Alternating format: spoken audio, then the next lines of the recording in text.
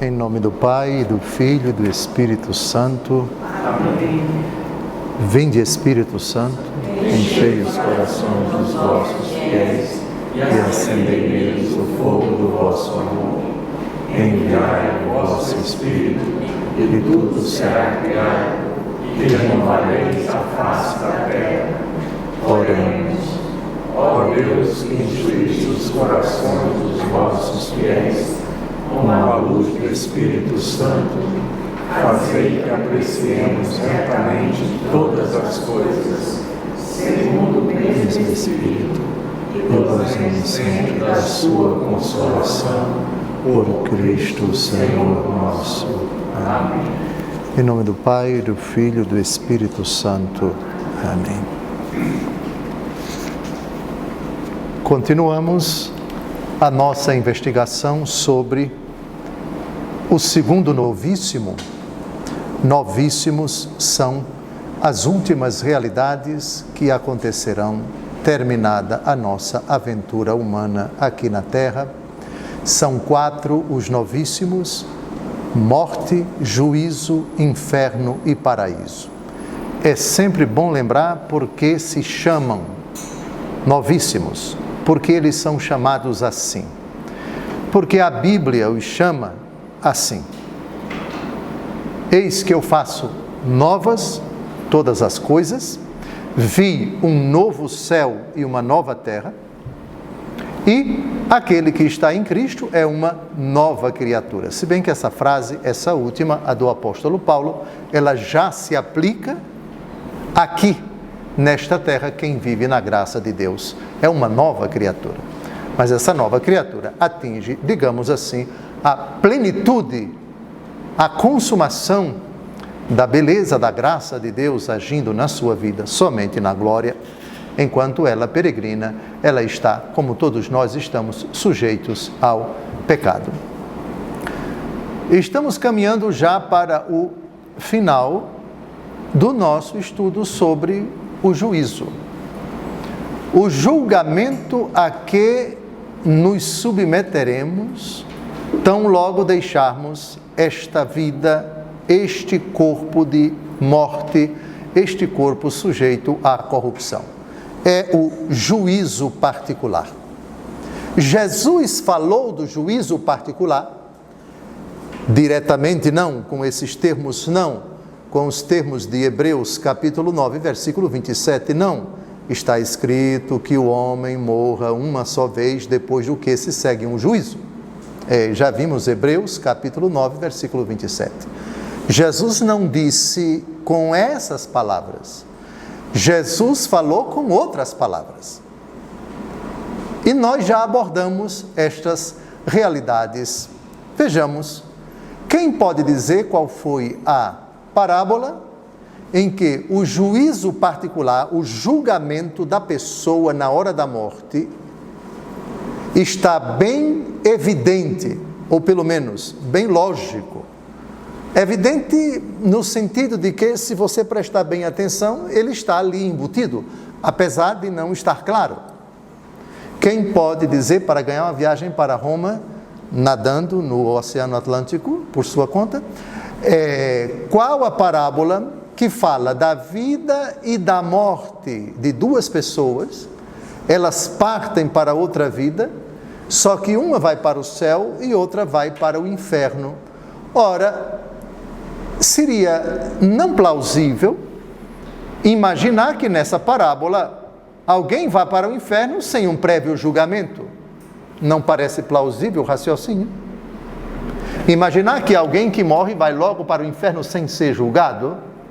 Ora, isso não é condizente com a doutrina da Escritura.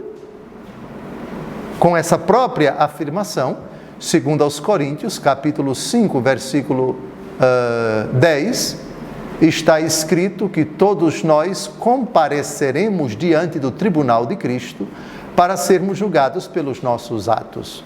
Qual a parábola? Lázaro e do rico, perfeitamente. Mas há um outro texto que nós vamos ver agora. Com a palavra, Catecismo da Igreja Católica, parágrafos 1021 e 1022. São somente 2 parágrafos sobre o juízo particular. Com relação ao juízo final, nós vamos tratar do catecismo assim que terminarmos esses 2 parágrafos. Eles, na verdade, o que vai ser lido aqui é uma síntese do que nós já vimos nesses programas todos sobre o juízo. Me parece que nós já fizemos 12 programas? 12. Todos eles, com exceção da última aula, que já está aprovada aí, engatilhada para ser publicada, todos eles já estão no nosso canal do YouTube, Dom José Francisco Falcão. Se você não se inscreveu, se inscreva, ative o sininho para receber as atualizações. Catecismo da Igreja Católica, parágrafo 1021. A morte põe fim à vida do homem como tempo aberto ao acolhimento ou à recusa da graça divina manifestada em Cristo. Ou seja,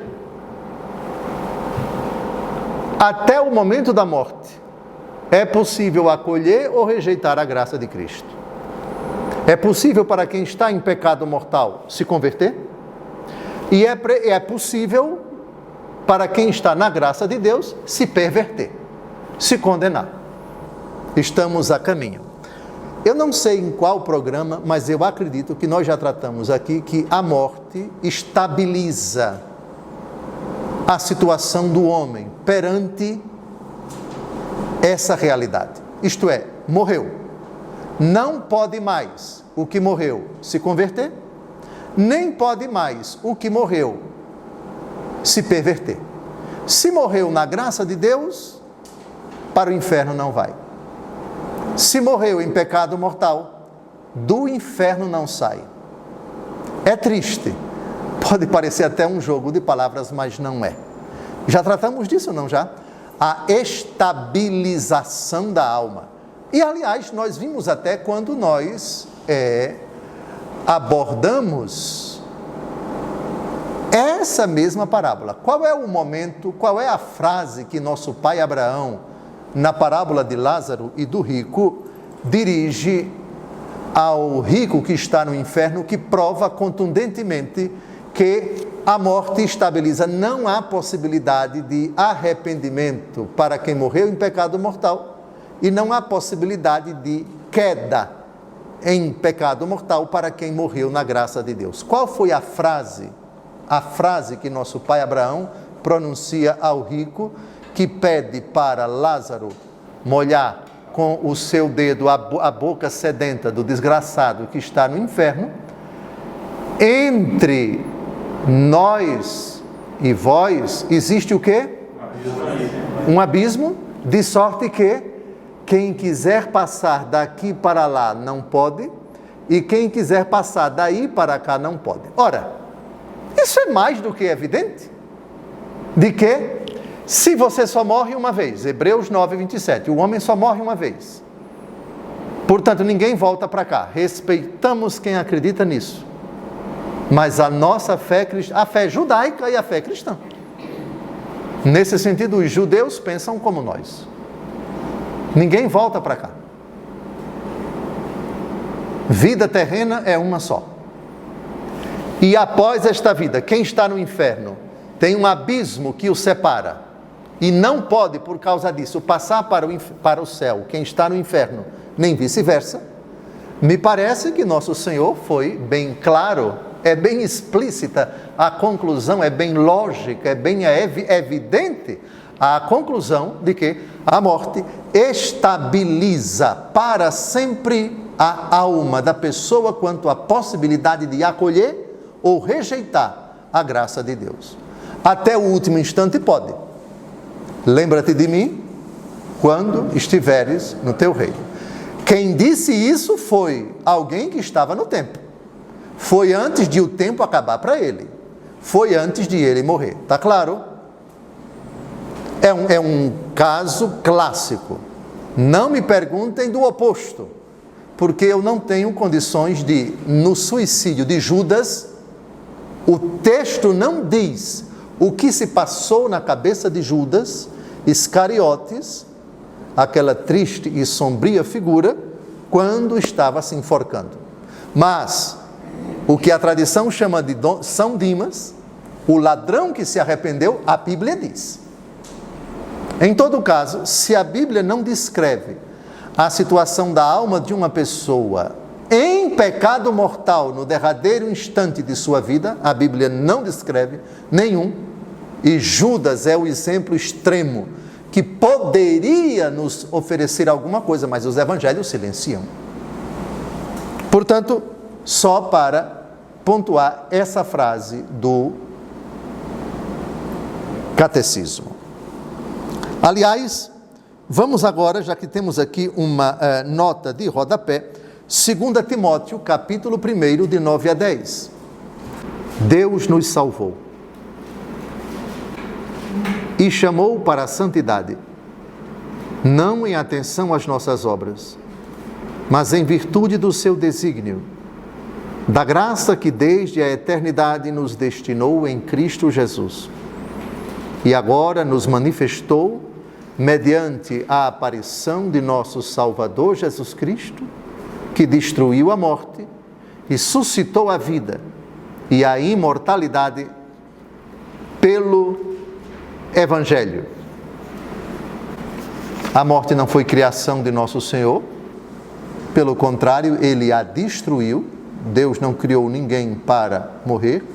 Com a destruição da morte, abriu-nos a possibilidade da imortalidade.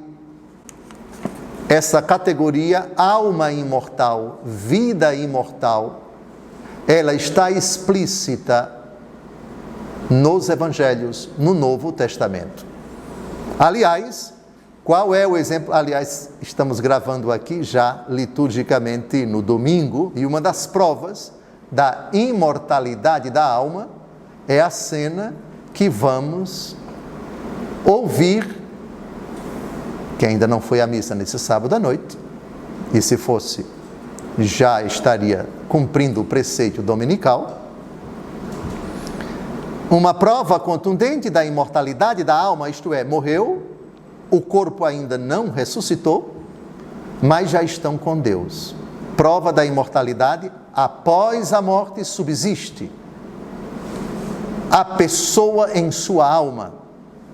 Quem são as duas figuras já mortas, diante de quem ou no meio de quem Jesus se transfigurou no monte que a tradição chama de Tabor?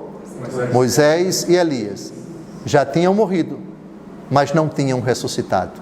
Estão no céu, sua alma. A única criatura ressuscitada é a Santíssima Virgem, o dogma da Assunção de Nossa Senhora. Está terminando o nosso primeiro bloco.